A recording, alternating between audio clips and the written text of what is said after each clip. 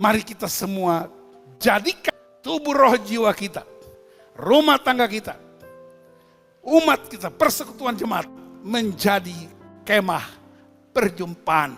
Sebab Allah ada di tengah-tengah kita. Yang pamalas kasih senyum, mulailah kasih senyum buat orang lain. Yang pamalas kasih tangan, mulailah kasih tangan buat orang lain. Yang pamalas kasih makan, mulailah kasih makan. Karena persekutuan dengan Allah tidak ada egoisme. Persekutuan dengan Allah tidak ada individualistik. Persekutuan dengan Allah tidak ada ketamakan. Persekutuan dengan Allah tidak ada saling membenci. Tapi persekutuan dengan Allah itu kemuliaan seperti pengantin wanita yang berdandan untuk mempelai pria. Yesus adalah mempelai pria, gereja adalah mempelai perempuan. Itulah kemah Allah. Wahyu 21 ayat 1-8, demikian firman Tuhan. Lalu aku melihat langit yang baru dan bumi yang baru. Sebab langit yang pertama dan bumi yang pertama telah berlalu, dan laut pun tidak ada lagi. Dan aku melihat kota yang kudus, Yerusalem yang baru, turun dari sorga, dari Allah, yang berhias bagaikan pengantin perempuan yang berdandan untuk suaminya. Lalu aku mendengar suara yang nyaring dari tahta itu berkata, lihatlah, kemah Allah ada di tengah-tengah manusia, dan ia akan diam bersama-sama dengan mereka. Mereka akan menjadi umatnya, dan ia akan menjadi Allah mereka. Dan ia akan menghapus segala air mata dari mata mereka, dan maut tidak akan ada lagi. Tidak akan ada lagi perkabungan atau ratap tangis atau duka cita. Sebab segala sesuatu yang lama itu telah berlalu. Ia yang duduk di atas tahta itu berkata, lihatlah, aku menjadikan segala sesuatu baru. Dan firman-Nya tuliskanlah, karena segala perkataan ini adalah tepat dan benar. Firman-Nya lagi kepadaku, semuanya telah terjadi. Aku adalah Alfa dan Omega, yang awal dan yang akhir. Orang yang haus akan kuberi minum dengan cuma-cuma dari mata air kehidupan. Barang siapa menang, ia akan memperoleh semuanya ini, dan aku akan menjadi Allahnya, dan ia akan menjadi anakku.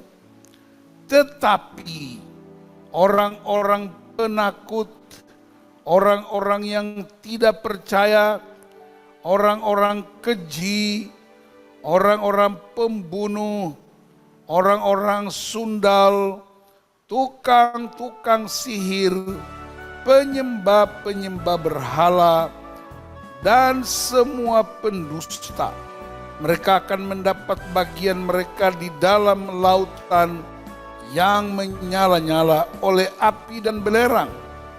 Inilah kematian yang kedua. Demikianlah bagian firman Tuhan yang dibacakan. Terpujilah Tuhan Yesus Kristus. Haleluya.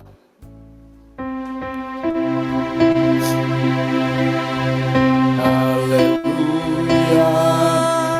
Haleluya. Haleluya.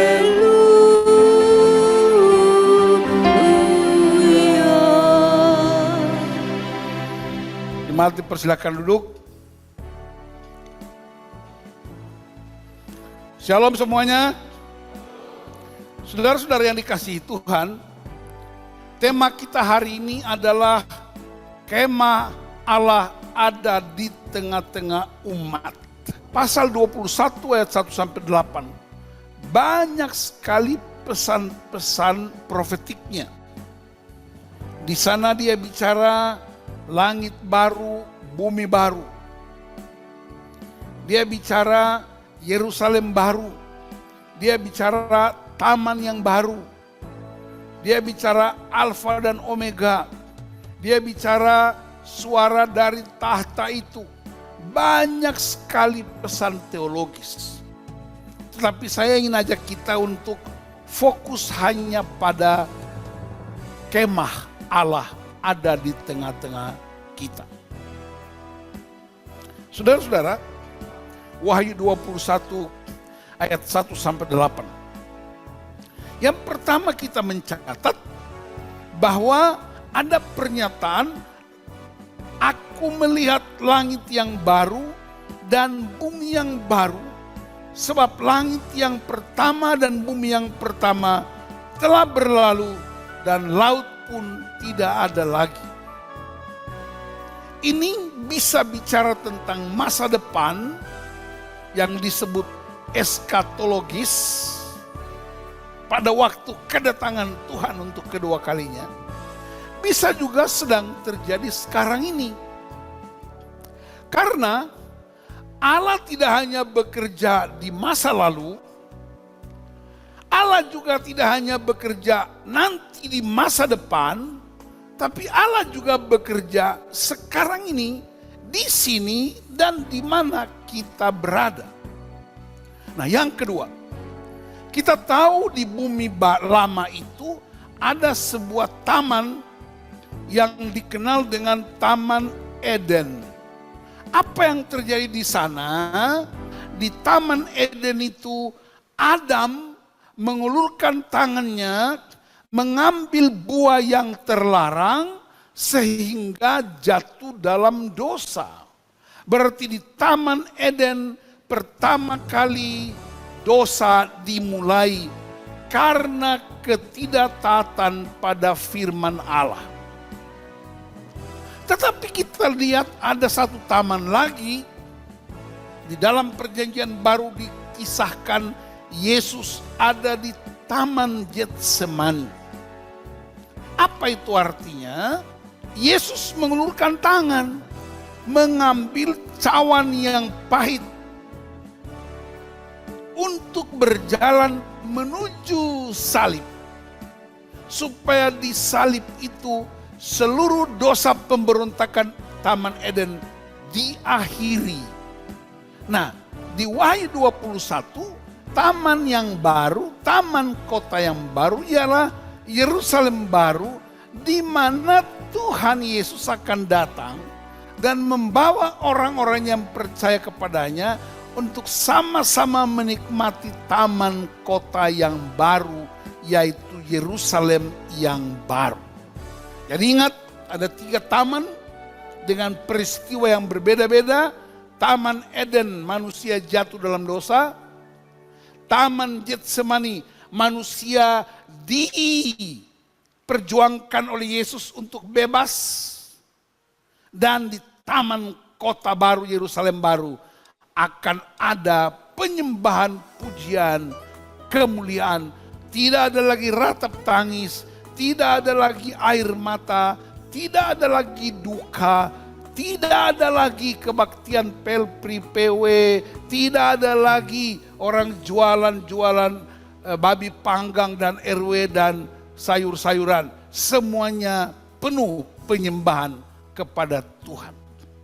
Pertanyaannya, saudara-saudara, bagaimana supaya kita mengalami taman kota yang baru? Ayat ini berkata, aku melihat turun dari sorga, dari Allah, yang berhias bagaikan pengantin perempuan yang berdandan untuk suaminya. Dan aku mendengar suara yang nyaring dari tahta itu berkata, lihatlah, kemah Allah ada di tengah-tengah manusia, dan ia akan diam bersama-sama dengan mereka. Mereka akan menjadi umatnya, dan ia akan menjadi Allah mereka. Ini bicara tentang penghiburan yang sejati di tengah-tengah penderitaan orang-orang percaya di zaman itu. Tetapi ini sekaligus memberi pengharapan yang sangat dahsyat dan luar biasa. Pertanyaannya, apakah ini sudah terjadi? Saya mau beritahu saudara-saudara, kemah Allah itu sudah ada, sudah terjadi. Hanya saja keputusannya ada pada setiap orang. Kemah Allah, kemah bicara tentang tempat tinggal. Kemah bicara tentang adanya persekutuan. Kemah bicara tentang adanya kasih yang saling membantu. Kemah bicara tentang perjumpaan. Tetapi saudara-saudara ingat, kemah juga bicara tentang perpindahan.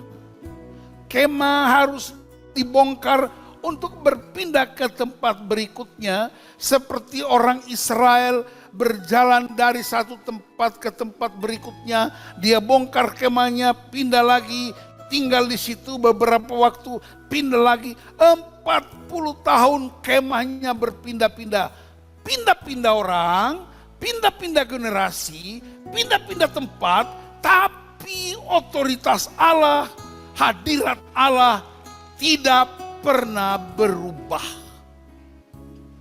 Kita lihat dalam catatan sejarah Alkitab, tiang awan melindungi mereka dari panasnya matahari. Tiang api memberi penerangan pada waktu malam. Air, kebutuhan dasar keluar dari batu karang. Daging burung puyuh turun. Mana dari sorga. Semua kebutuhan jasmani terpenuhi. Itulah yang disebutkan kita sedang ada di dalam kemah. Kemah Allah ada di tengah-tengah kita dan dia menjadi Allah, kita menjadi umatnya. Dan itu berpindah-pindah yang kemudian disebut dengan istilah nomaden. Orang yang berpindah-pindah. Kita berpindah dari satu tempat ke tempat berikutnya. Kita berpindah dari pergumulan satu ke pergumulan berikutnya. Kita berpindah dari masalah satu kepada masalah berikutnya. Bahkan kita bisa pindah kota, pindah pekerjaan, pindah jabatan, pindah usia. Dengar saya kasih tahu, segala bentuk perpindahan, segala bentuk nomaden tidak pernah mengurangi hadirat Allah dalam hidup kita. Dia tidak pernah membatalkan hadirat Allah. Hadirat Allah tetap selama-lamanya dan tidak pernah berubah. Dengan perkataan lain, saudara menyembah Tuhan atau tidak menyembah Tuhan, dia tetap Allah yang hidup. Saudara menyembah Tuhan tidak pernah mengubah Allah. Tidak menyembah Tuhan pun tidak mengubah Allah. Kenapa? Karena Allah tidak dipengaruhi oleh penyembahan kita. Allah bukan pemain film Popeye yang begitu makan bayam langsung badannya jadi gede. Tetapi penyembahan kita, pujian-pujian kita, sikap iman kita justru mengubah kita, bukan mengubah Allah. Itu yang disebut aku umatnya dan dia adalah Allahku. Karena itu kemah bicara tentang persekutuan dengan Allah yang terus menerus. Ini enggak bicara sorga dan neraka. Ini bicara tentang persekutuan yang sejati dengan Allah. Rumah kita bisa menjadi kemah perjumpaan Allah, tapi juga bisa menjadi rumah kejahatan. Banyak orang di rumahnya bisa merencanakan kemuliaan buat Tuhan, tapi di rumahnya juga bisa merencanakan kejahatan buat orang lain. Karena itu mari kita pastikan bahwa kemah kita, rumah-rumah kita, dan terutama tubuh roh jiwa kita adalah kemah di mana Allah berdiam.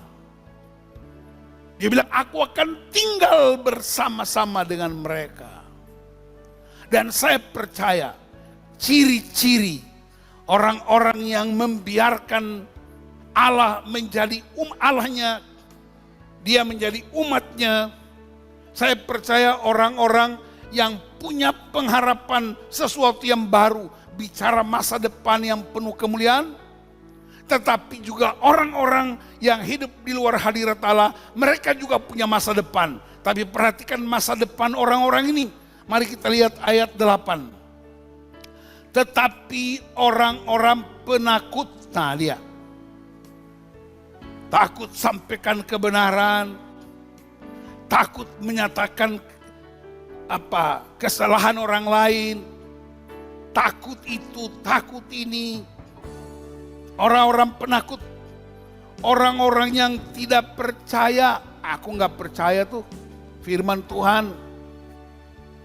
Orang-orang keji yang pikirannya, bawaannya semuanya serba najis, kafir-kafirin orang, iblis-iblisin orang keji, orang-orang pembunuh, tidak hanya membunuh fisik, tapi juga membunuh karakter orang lain, membunuh keinginan orang lain. Dan di gereja banyak sekali pembunuh karakter assassination. Tidak mau lihat orang baik, senang lihat orang susah, dan susah melihat orang senang. Itu namanya karakter assassination. Ini ayat ini bilang orang-orang pembunuh. Apalagi orang-orang sundal, hidupnya, lipstiknya, makanannya, sepatunya, kaos kakinya, semuanya dari pelacuran. Tukang-tukang sihir, hipnotis, menghipnotis, itu tukang sihir. Apalagi penyembah berhala. Orang Kristen tapi masih pergi ke kuburan orang tua, ambil tanah, bicara-bicara opung, cucu muda gede, kira-kira opung cucu mau jadi apa? Opung udah mati kok masih tanya-tanya opung. Nenek, bagaimana ini istriku belum hamil, kira-kira ada masalah apa kami dengan nenek? Nenek udah mati kok, tanya-tanya nenek lagi. Hidup nggak tanya, mati tanya. Bawa-bawa bunga ke kuburan. Mak nenek waktu hidup nggak kasih bunga buat nenek. Udah mati baru taruh bunga di kuburan nenek. Kapan nenek nikmati? Itu menyembah berhala dalam pikiran. Semua pendusta. Ngomong pura-pura bilang bahwa ini saya dapat dari Tuhan. Padahal itu pendapat pribadi aja. Kita bisa lihat. Mereka akan mendapat bagian dalam lautan yang menyala-nyala oleh api dan belerang. Inilah kematian yang kedua. Berarti apa saudara-saudara? Kalau saudara percaya ada sorga, Anda juga harus percaya ada neraka. Dan neraka ditandai dengan api dan belerang. Sedangkan sorga ditandai dengan kemuliaan, keagungan, penyembahan kepada Allah. Karena itu saudara-saudara, itu ciri-ciri yang disampaikan oleh kitab Wahyu ini buat umat percaya di zaman modern. Karena itu mari kita pastikan ayat 8 ini kita tidak ada di situ. Sebab kalau saudara baca 1 Korintus 6 ayat 9-10 persis sama dengan Wahyu 21 ayat 8. Mari kita buka 1 Korintus pasal 6 ayat 9-10. Atau tidak tahukah kamu bahwa orang-orang yang tidak adil tidak akan mendapat bagian dalam kerajaan Allah? Jangan sesat, orang cabul, penyembah berhala, orang berzina, banci, orang pemburit, pencuri, orang kikir, pemabok, pemfitnah, dan penipu tidak akan mendapat bagian dalam kerajaan Allah. Ini peringatan yang sangat kuat. Karena itu, maukah kita menikmati Yerusalem baru? Amin. Lambaikan tangan yang mau nikmati Yerusalem baru, kota yang baru. Kapan? Jangan tunggu Yesus datang. Hari ini juga engkau nikmati.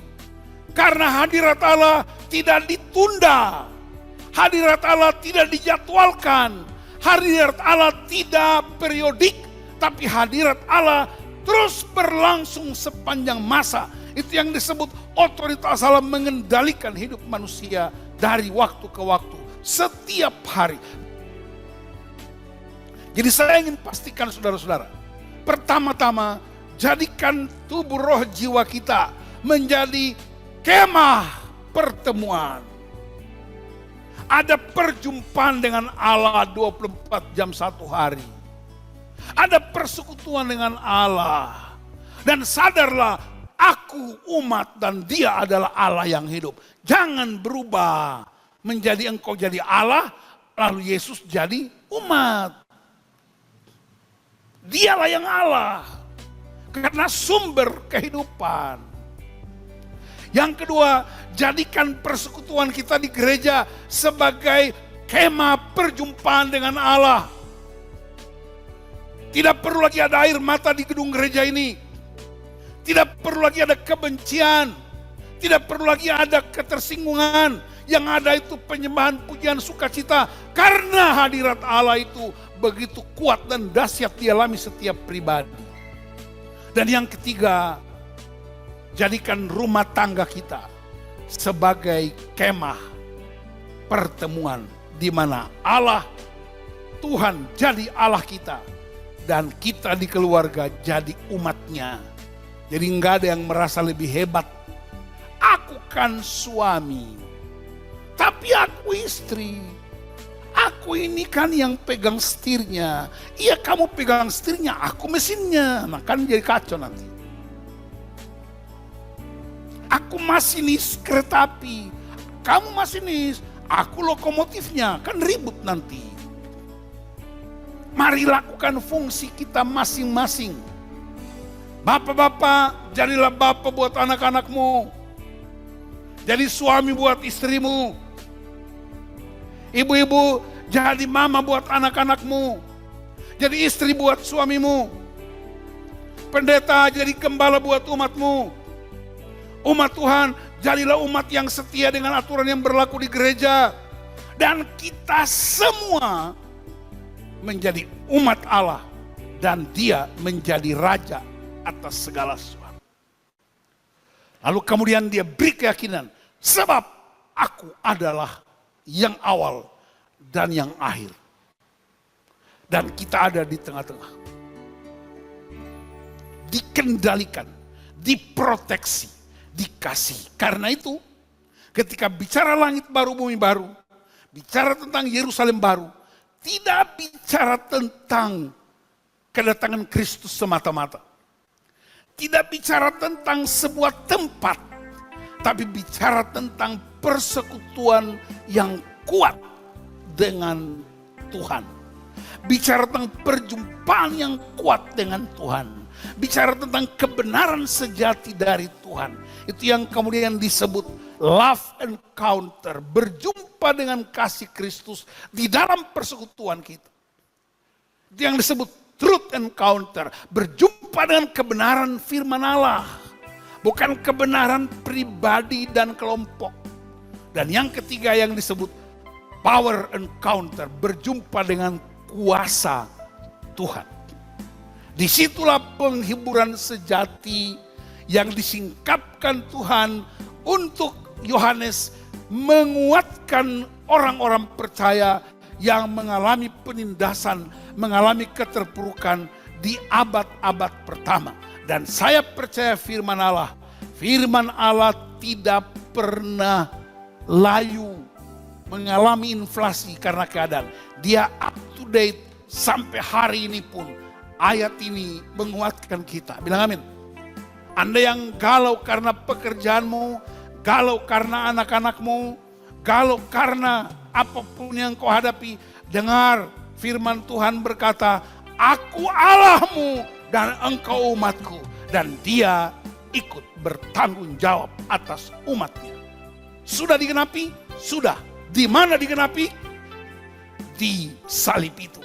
Dan pengharapan yang baru muncul. Dia naik ke surga untuk menyediakan tempat. Itu sebabnya dalam Yohanes 14 dia berkata, aku menyediakan tempat bagimu bersama Bapakku. Sebab di mana aku berada, kamu pun bersama-sama dengan aku.